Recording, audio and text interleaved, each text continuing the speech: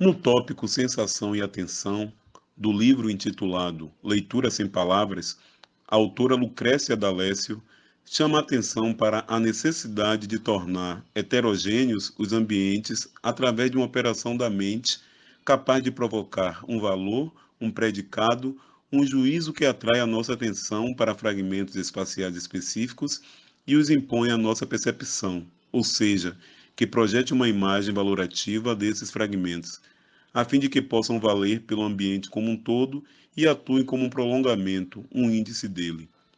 Seguindo esse raciocínio, iniciaremos a leitura descrevendo metonimicamente o que vemos na imagem.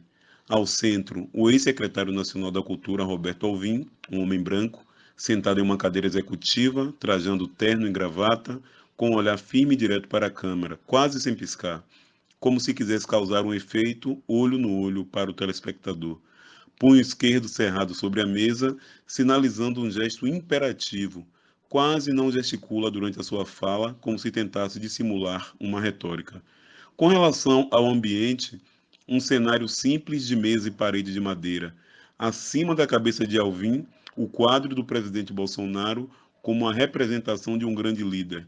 À sua direita, a bandeira do Brasil, representando um sentimento nativista, através do qual qualquer ato de sacrifício seria justificado pelo argumento de defesa da nação.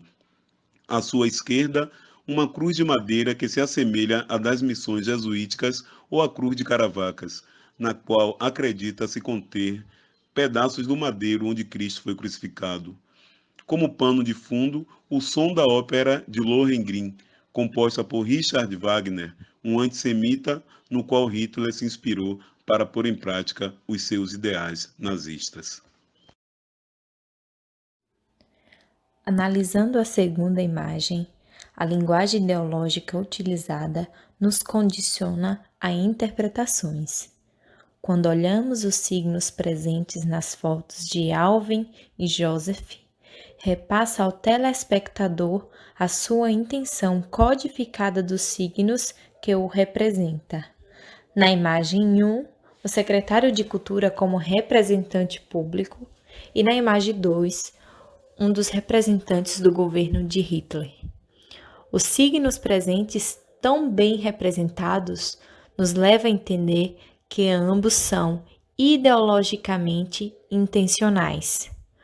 Como interpretadores, ao analisarmos semioticamente as imagens, ativamos nossos conhecimentos prévios, de valores ou juízo, o que resulta a uma compreensão efetiva dos signos e do sistema ideológico que os representam. Como vemos, objetos utilizados para a leitura de um texto não verbal colocam em jogo nossas próprias vivências, individuais e coletivas. Acionamos práticas associativas e inferências, resultando nas interpretações de seus significados. Quanto aos aspectos visual e oral adotados pelo Roberto Alvim, enquanto prática cultural, é notório seu posicionamento de pensamento de uma adoção cultural que, supostamente, pretende-se seguir um modelo base de regimentos, o qual seria de Joseph Goebbels. Nessa perspectiva, basicamente podemos notar a proximidade entre ambos pela postura e expressão facial de quem faz retóricas imperativas, sem contar com a emulação oratória feita pelo Alvim. Ao analisar ambas imagens, essa convergência pode ser observada culturalmente como a prática humana que está inserida numa situação mais ampla, que podem definir mudanças tecnológicas, industriais, sociais e culturais no modo como a comunicação circula em determinada cultura, assim como a comunicação visual e oral do Alvim, até então secretário da Cultura.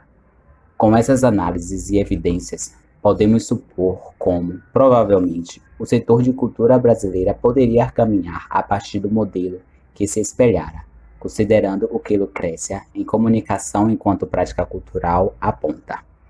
O traje usado para cobrir o corpo, o meio de transporte adotado não são de ordem estritamente funcional.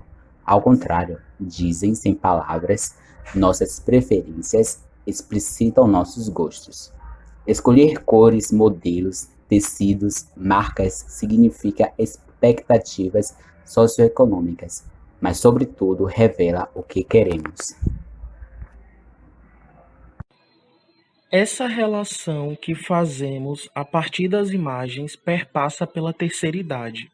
De acordo com Peirce, nós não podemos pensar sem os signos. Lucrécia aborda dois conceitos que dialogam com essas imagens: a contiguidade e a similaridade. Se colocássemos essas imagens uma de frente para a outra, daria aspecto de serem imagens espelhadas. Ambos estão com a mesma postura e o quadro na mesma posição. Os pressupostos que podemos levantar dessa imagem são os questionamentos se Alvin queria expor algo do governo nesses detalhes do seu discurso para não correr riscos, o que comprova a ação de Bolsonaro em retirar ele do cargo, ou se não foi algo proposital e ele já gostava inconscientemente do modelo de governo Hitler. Dois signos semelhantes podem contaminar um ao outro, passando suas características para ele. Essas imagens de Roberto Alvim, na mesma postura de Goebbels, fazem parte da similaridade e contiguidade, por encontrarmos esses índices associados um com o outro juntos. Com isso, para Lucrécia, o modo dessa representação, essa linguagem e sua lógica constitutiva terminam por ser o elemento de comunicação do sistema socioeconômico-cultural. O modo de representação é o significado do próprio sistema. Logo, ao lado do social, do econômico e do cultural, a estrutura informacional constitui um dos elementos básicos de apreensão do real.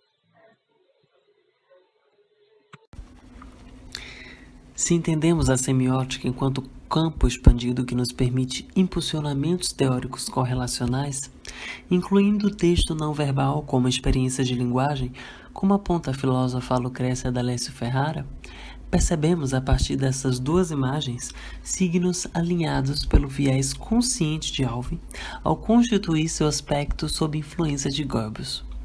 Nesse sentido, ao presentificarmos os ícones constituintes, observamos similitudes importantes, como a postura de Alvin, propondo uma fala sem gesticulações, reintroduzindo uma estratégia oratória com um olhar fixo a fim de interpelar o telespectador, bem como ocorre a priori com Goebbels, ao assumir uma performance cautelosa e penetrante, encarando o público numa feição branda.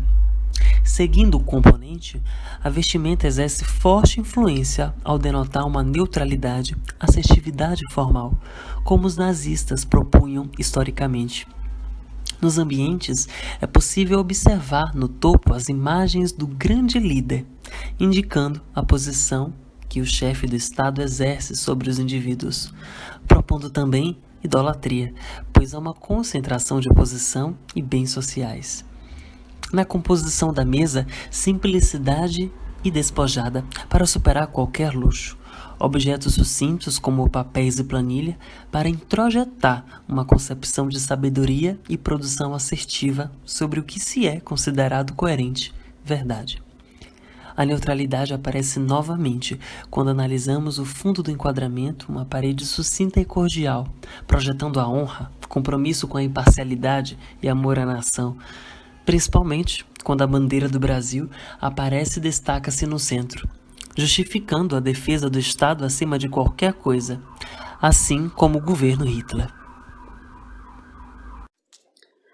Lucrécia nos traz a observação de que a experiência da cultura ocidental que nos ensinou a operar e associar por linearidade também nos preparou a inferir, principalmente por contiguidade, ou seja, qualquer referência de um sistema é capaz de despertar em nossa mente todo o conjunto ao qual está inserido. Graças ao hábito de associação por contiguidade, que orienta toda a nossa cultura, que nos dá todo o suporte para termos máximo domínio para expressar nossos pensamentos, conseguimos discutir com mais autonomia as nossas impressões sobre os signos que nos cercam. A contribuição de David Hume a respeito de organizar os eventos do universo e conseguir ligar a contiguidade e a similaridade, que opera por comparação, e flagra semelhanças e aproximações entre objetos e situações originalmente distantes.